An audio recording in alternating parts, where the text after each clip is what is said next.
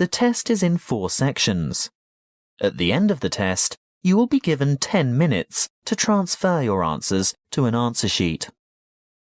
Now turn to Section 1. Section 1. You will hear a telephone conversation between a male insurance agent and a female client who wants to make changes to her policy.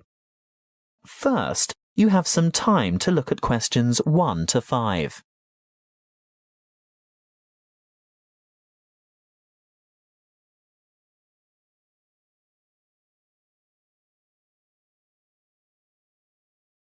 Now we shall begin. You should answer the questions as you listen, because you will not hear the recording a second time. Listen carefully and answer questions 1 to 5. Good morning, Tauber Insurance Company. How can I help you? Good morning. I want to alter my insurance policy. Is that for your house, contents or vehicle? My vehicle. Can you give me the number of the policy, please?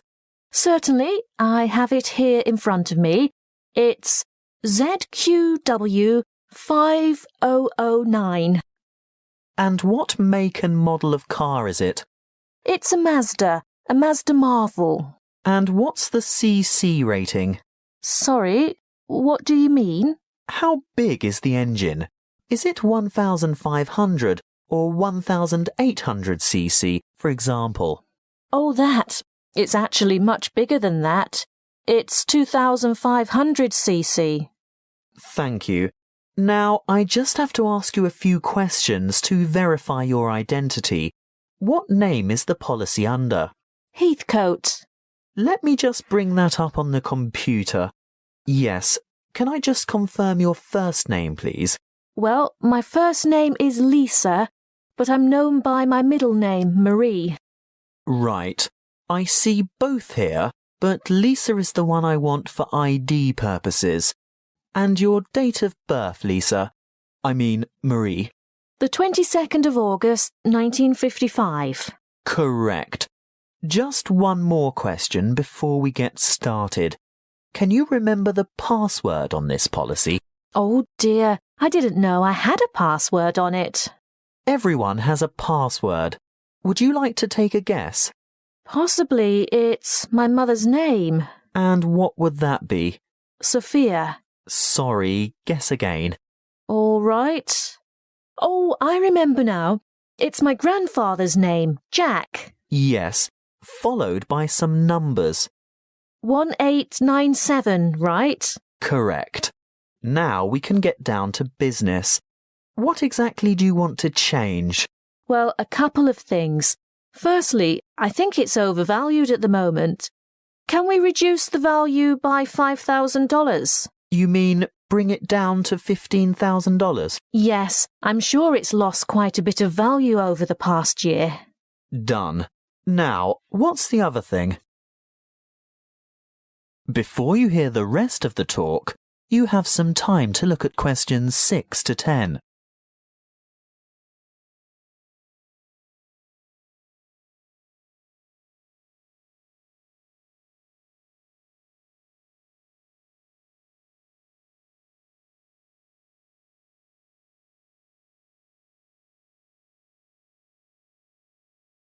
Now listen and answer questions 6 to 10.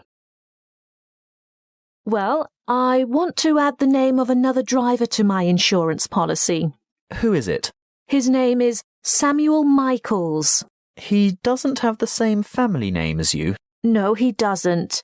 Is that a problem? No, it shouldn't be, as long as he's over the age of 25. But we find it easier to get approval for family members. Oh, he is family. He's married to my daughter. He's my son-in-law. And he's 28, in fact. Good. And what would he be using the car for? Would it be business or social purposes? Not really. You see, I've injured my right arm and I'm having difficulty driving. It's not an automatic. I have to use the gear stick. And Sam, that is Samuel, offered to drive me to my appointments and so on. He's a good driver and I feel safe with him, but I'd like to know that the car is still insured with him behind the wheel. So that would be family reasons then? Yes, I think so. Will my premium go up? No, as long as you can provide us with a photocopy of his driver's license. A true copy. You know what I mean. You'll have to get someone from the Department of Transport to sign it, saying that he's seen the original document. I think we can manage that without any difficulty. Oh, and while he's at the department, he should ask them for a record of any driving offences, demerit points, that kind of thing. Only for the last 5 years, though. We're not interested in anything beyond that, but it's important that he has a clean record for the 5 previous years. Oh, I'm sure that won't be a problem. Is there anything else you need? Just the date for when you'd like this to take effect. Today, if that's possible. Yes, we can issue temporary cover from today's date, but full cover won't apply until we've received the paperwork and it's been approved. What exactly is temporary? He'll be covered for 2 full weeks, but it will lapse after that time if there's any problem with his credentials. That is the end of section 1. You now have half a minute to check your answers.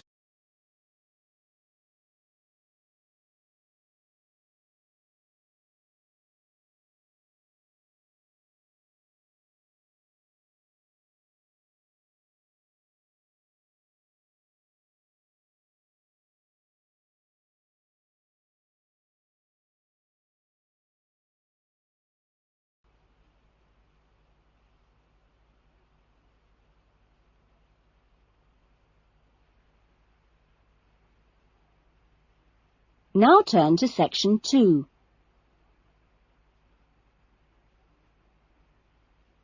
Section 2. You will hear a radio interview about an expedition across the Atura Mountains. First, you have some time to look at questions 11 to 15.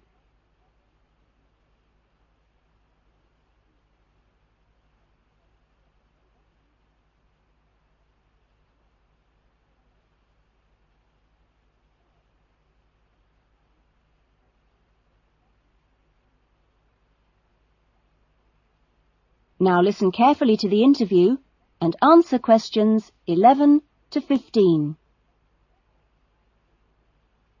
A dream came true in 1995 when, over 96 days of the spring and summer, an expedition of 4 men undertook what they believed to have been the first and only complete end-to-end crossing of Morocco's Atura Mountains.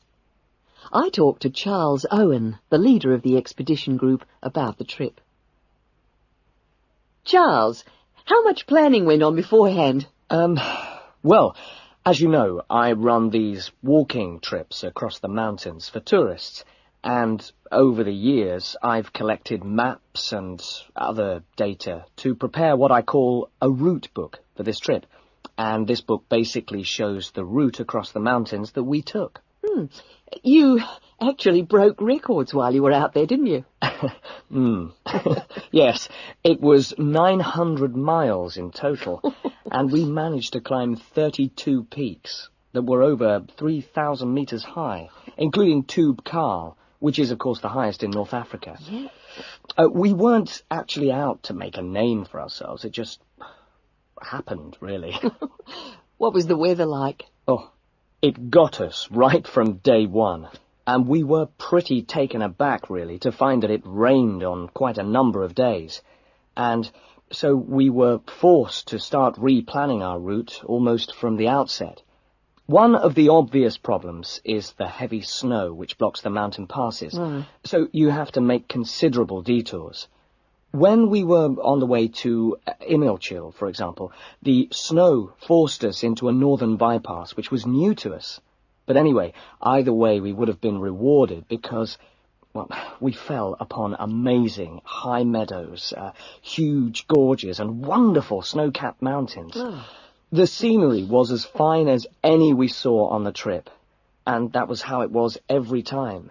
Having to take another pass was never a disappointment. You now have some time to look at questions 16 to 20.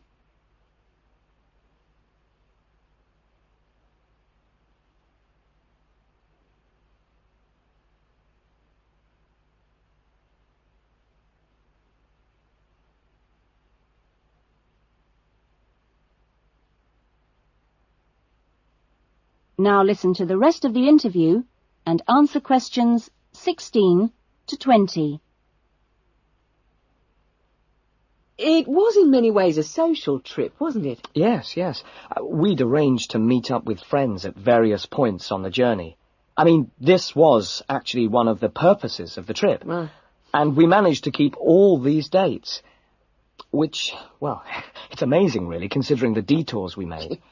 An old friend acted as a sort of transport organizer for everyone, and the Hotel Ali in Marrakesh was a good social base. I'd really recommend it, although I can't remember who runs it. Anyway, groups of friends actually joined us for 3-week stints, and others just linked up with us. Some, whom we hadn't met before the trip at all, tagged on for short bursts, people from the area who just came along for the ride. But outside the major visitor areas like Toubkal, we only met one other group of travellers like ourselves in the whole 96 days. Were there any bad moments? Well, we took 2, I must say, long-suffering donkeys with us to help transport water and tents and things. I suppose if we were to do it all again, we'd probably hire donkeys along the way. Taza and Tamri, as we called them, after the last places in the trip, well, they made quite a unique journey between them. And, well, but it was continuously demanding for them. On both the really high summits, they took diversions that were quite out of character, and I can only assume that it must have been due to tiredness. Well, thank you. And Charles has put together a video about this journey and continues to lead groups to the Atora Mountains. So if you want further information... That is the end of section 2. You will now have half a minute to check your answers.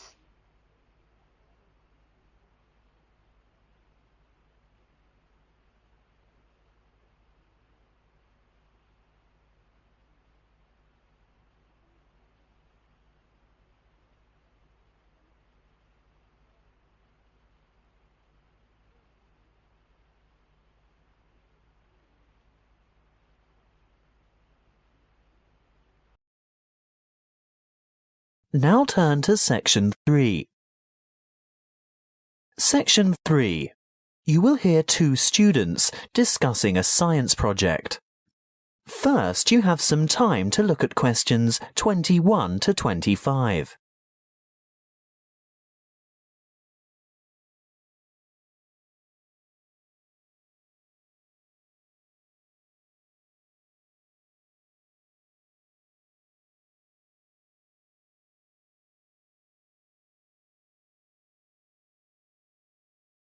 Listen carefully and answer questions 21 to 25. Hi, Julia. Hi, Bob. Thought about the science project yet? Which one? The presentations are scheduled for next month. The experiments that you and I are working on to demonstrate density, buoyancy, and the compression of gases. That'll be complicated. Well, it's not supposed to be. It'll be part of the Making Science Simple series that's being showcased next year, and we have to be ready to demonstrate by the end of next week. Oh, well, simple, you say? Yes, not just the concept, but the materials too. We have to use cheap, readily available common items. Expensive lab equipment is out of the question. I remember something about using recycled or throwaway items if possible. Anything portable that we can bring into the lab. That's right. Well, any ideas for the project? What about the classic Cartesian diver? Is that the same as a Cartesian devil? The invention named after the famous French physicist René Descartes? Yes, A long time ago, superstitious people labelled it that because they couldn't comprehend the scientific principles it demonstrated. They thought it was black magic. How shall we do it? By keeping it as simple, transparent and economical as possible. So, to start with... Open your pencil case and let's have a look. You haven't got any... Any what? Paper clips. Oh, there are lots of them in the bottom of my bag. They slip off my papers and collect in the bottom. Look, here's half a dozen. But they're all big metal ones. I want little ones. Small, vinyl-covered multicoloured ones. Oh, I've got one or two of them too. Great, and if we look around, especially on the floor, we're bound to find a few more. See? Here. What else do we need? A small rubber band. Well, I've got one of those in my pocket. No, not that kind. Let's go and ask Tara. Why? Those really small coloured bands for making ponytails are ideal. Hey, Tara? Yes? Have you got any spare rubber bands, like the ones you fasten your hair with? Oh, heaps. A whole packet full. Help yourselves. Terrific. So far it hasn't cost us anything. What now? Let's go and rummage through the recycling bins beside Joe's mini market. What for? We want a 2-litre plastic soft drink bottle with lid. Hey, I draw the line at sorting through other people's rubbish, and we're also not likely to find one with a lid. Well, go into the store and buy 2 litres of soft drink. What flavour? It doesn't matter what kind of drink you get. Just make sure it comes in a clear PET bottle. Where are you going? To the cafeteria behind the resource centre. What for? I'm after some straws. I can get them from the shop when I buy the drink. No, I've seen theirs. They're the waxed paper ones. We need clear plastic, and I know they've got them in the cafeteria. I'll also see if I can get a tall plastic cup from there. Good luck. Meet you back here in 5 minutes. Maybe longer because I want to go over to my locker and get a wire coat hanger. Before you hear the rest of the conversation, you have some time to look at questions 26 to 30.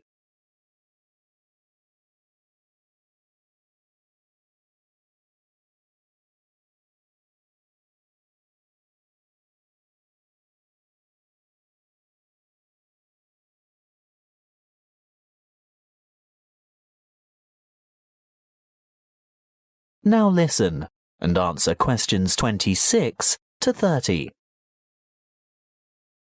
Right. Have we got everything now? I think so. I've got extras of most things, so don't worry if this doesn't work first time. OK. Assembly. Step 1. Take a straw and fold it in 2. No, not like that. These plastic ones are quite hard to fold. Try pinching it in the middle. That should make it easier to bend. You may even have to bite it, but not too hard. You want a sharp crease, but you don't want to break it. How's this? Good. Now, second step. Wrap a rubber band several times around the ends to hold them together. Then? Add weight to the diver. So, this straw is the diver? Yes. See how I'm pulling the outside end of a paperclip out a bit? Now, hook the part I bent out into the rubber band that's holding the straw together. No, not that way. It'll fall off. That's right. Turn it over. Now, hook 2 or 3 more paper clips on. It's hard to say how many we'll need. The idea is to get the diver to be almost all the way submerged, but not quite. We can put it in this tall cup of water to test it. What do you think? Too buoyant? Add another paperclip? I think so. OK, on to the next step. Have you got the empty bottle? Not quite. What do you mean? Well, it's not quite empty. Pour some into this cup for later. Good. Now, fill the bottle with water all the way to the top and we'll gently lower the diver in. Great. Now put the cap back on. And then? The final step is the demonstration of our experiment. You will see that when I squeeze the bottle, the diver sinks, and when I let it go, the diver rises. When you squeeze, the air bubble trapped in the straw compresses and the water rushes in, making it heavier, so it sinks. And the reverse happens when you release the bottle. What's the coat hanger for? Oh, that. If our experiment didn't work the first time and our divers stayed on the bottom, we'd have had to fish it out with a piece of wire or a hook of some kind. It's best to be prepared. That is the end of section 3. You now have half a minute to check your answers.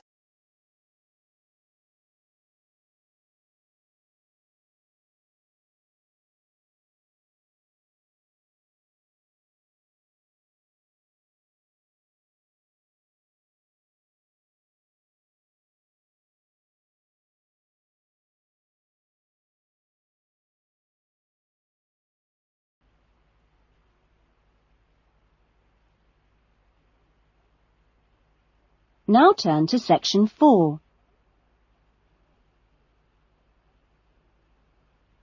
Section 4. You will hear a lecture being given to school leavers on the jobs people can get in sport and the training programs available to prepare for those jobs. First, you have some time to look at questions 31 to 40.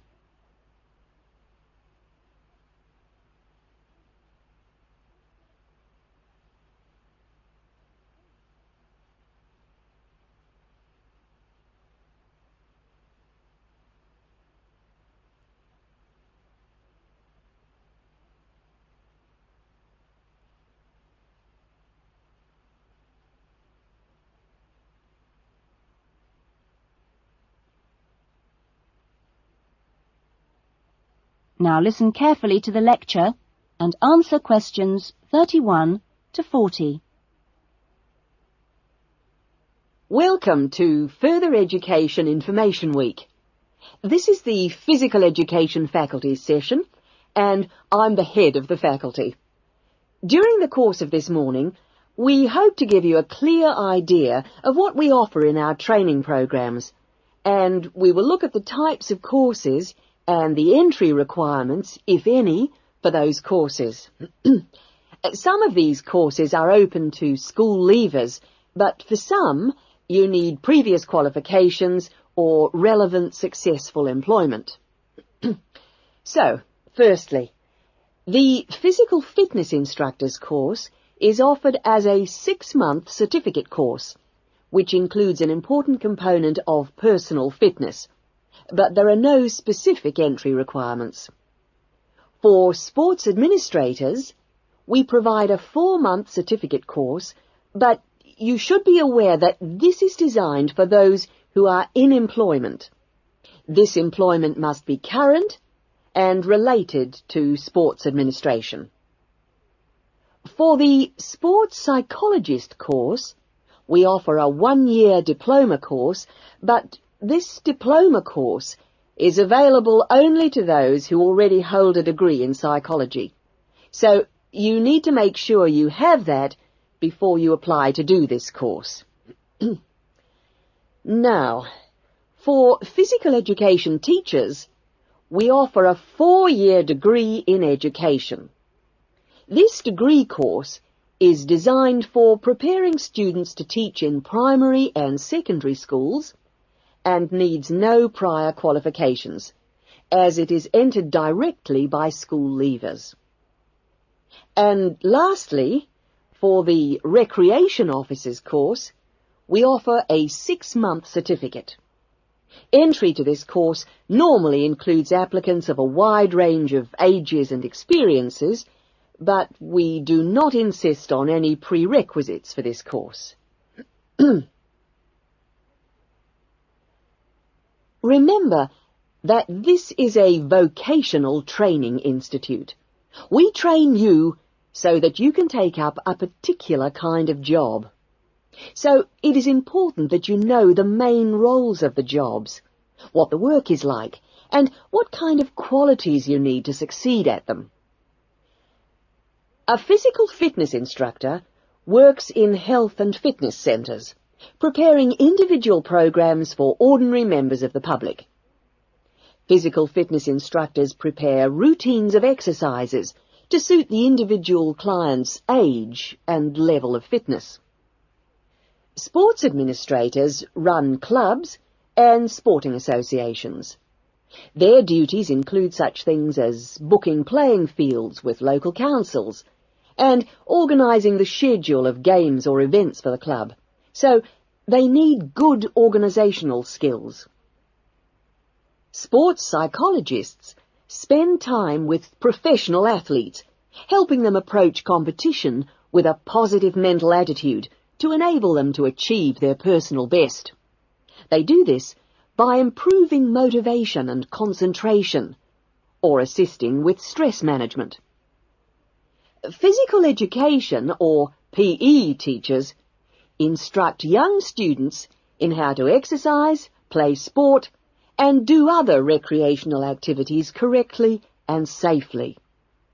PE teachers help the development of coordination, balance, posture and flexibility, with things like simple catching and throwing skills.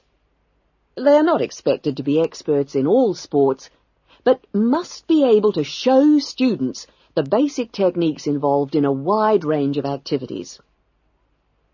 Recreation officers often find themselves working for local government authorities and local groups.